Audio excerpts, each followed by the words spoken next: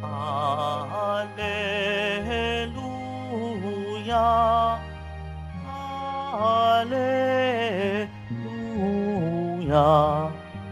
Alleluia, Alleluia.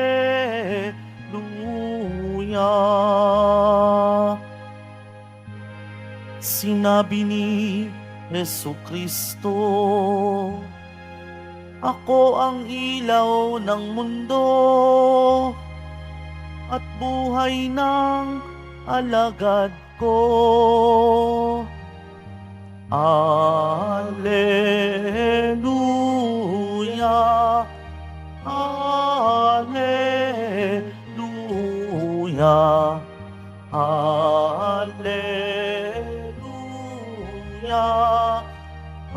Alleluia.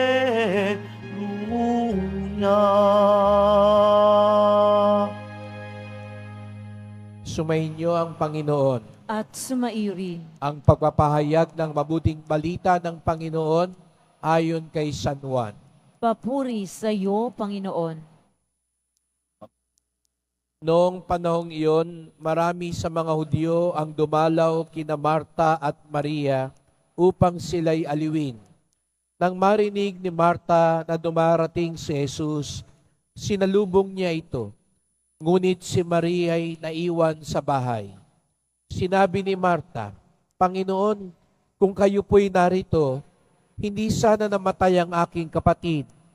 Ngunit nalalaman kong kahit ngayoy ibibigay sa inyo ng Diyos ang anumang hingin ninyo sa Kanya.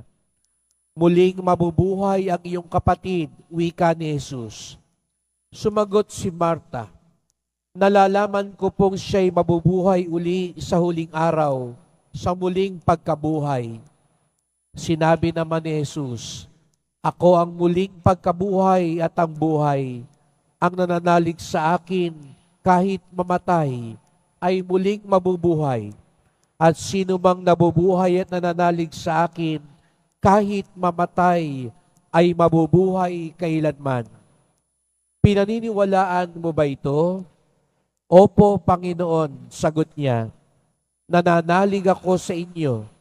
Kayo po ang anak ng Diyos, ang Mesiyas na inaasahang paparito sa sanlibutan."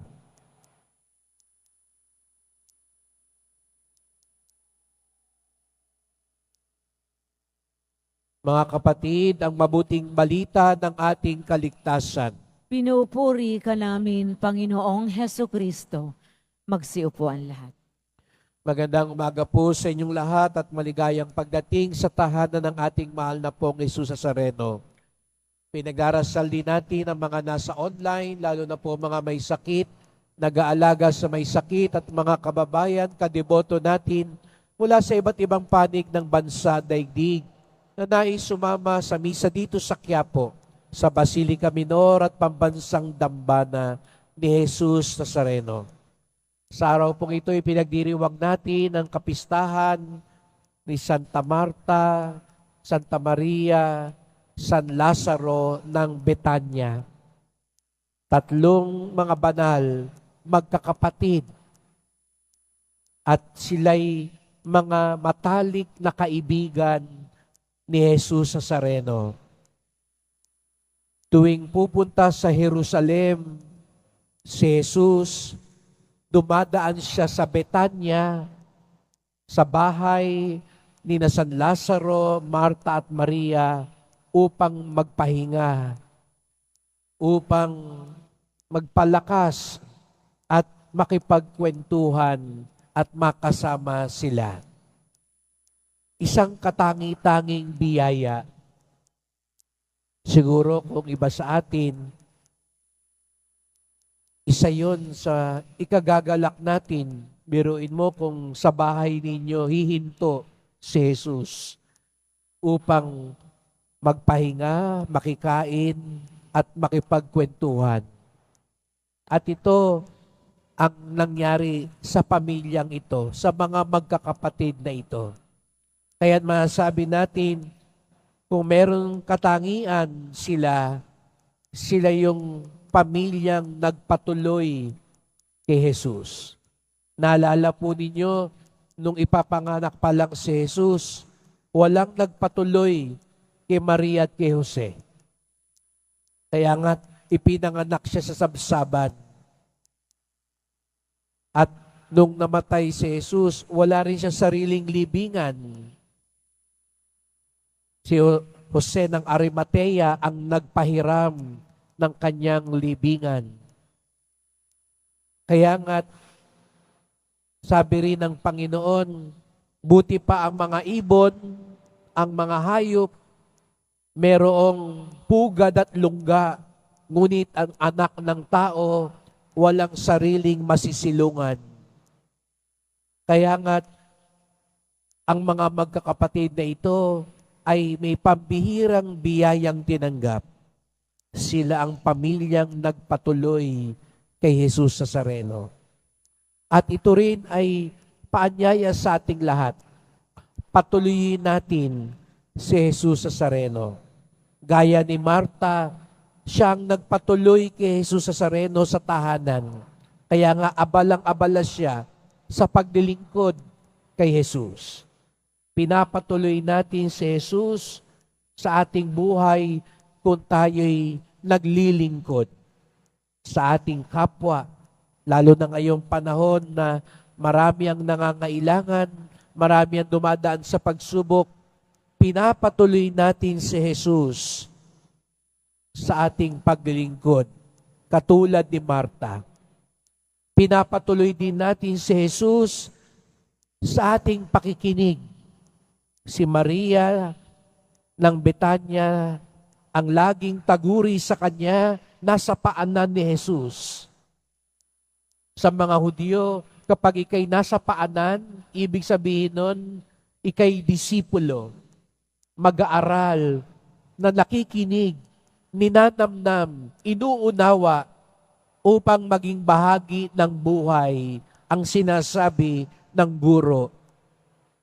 Patuloyin natin si Jesus sa pakikinig natin sa kanyang salita, sa pagsasabuhay natin sa kanyang salita.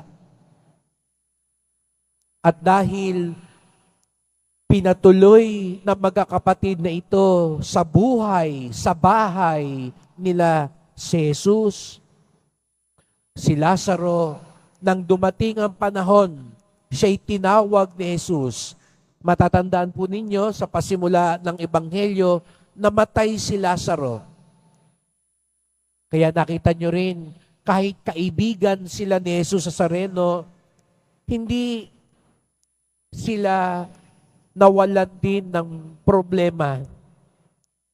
Namatayan din sila. Kung matatandaan nyo sa ibang bahagi ng Ebanghelyo, parang nagkaaway pa yung magkapatid, si Marta at si Maria. Kaya nga isinumbong pa ni Marta si Maria kay Jesus. Nakita nyo kanina, nung namatay na si Lazaro, dumating si Jesus. Ngayon naman, parang baliktad, si Marta naman ang parang bida. Si Maria nagpaiwan sa bahay, parang nagtampo kay Jesus. Ang sumalubong lang kay Jesus, si Marta. Dito nyo nakikita, walang perpektong pamilya. Sila na yung kaibigan ni Jesus Nazareno, pero dumaan din sila. May tampuhan, may di pagkakaunawaan, may karamdaman, may kamatayan. Kaya, bagamat sila'y malapit kay Jesus Nazareno, malapit din sila sa krus. Kaya nga, bagamat marami silang pinagdaanan, patuloy pa rin, pinatuloy pa rin nila si Jesus sa kanilang bahay at buhay. Nakinig pa rin sila, sumunod pa rin sila. Kaya nga, si Lazaro, nung siya'y namatay na,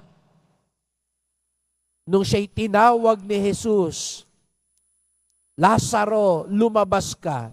Nakita niyo po yun, patay na si Lazaro, sumunod pa rin siya kay Jesus. Kaya siya nabuhay na mag-uli. Siguro ganun mga kapatid. Lahat tayo mamamatay. Pero Siguro yung muling mabubuhay, yung magigising sa huling panahon, yun yung mga sumunod kay Jesus Nazareno. Kung ngayon hindi tayo nakikinig sa Kanya, hindi tayo nagpapatuloy sa Kanya, hindi tayo sumusunod sa Kanya, sa kabilang buhay, humihiyaw na si Jesus, tulog pa rin tayo. Hindi tayo magigising. Hindi tayo mabubuhay na maguli. Bakit? Nung buhay nga tayo, hindi tayo sumusunod sa Kanya. Magandang aral ang ipinakita sa atin din ni Lazaro. Kaya siya nakabangon, nabuhay na maguli, dahil simulat sa pool pa lang, nakikinig na siya at sumusunod na siya kay Jesus Nazareno. Kaya nga sabi ni Jesus Nazareno, ang sino mang nananalig sa akin kahit mamatay, muling mabubuhay. Ang sino mang nagpatuloy sa akin, siya naman ang tutuloy sa aking kaharian sa langit. Kaya't sa misang ito ipagdasal natin, hilingin natin ang tulong, magpaturo tayo kay Maria, Marta at Lazaro ng Betanya, ang pamilyang nagpatuloy kay Jesus Nazareno. Tulungan at turuan nila tayong patuloyin si Jesus upang sa huli tayo naman ang patuloyin ni Jesus sa tahanan ng Ama.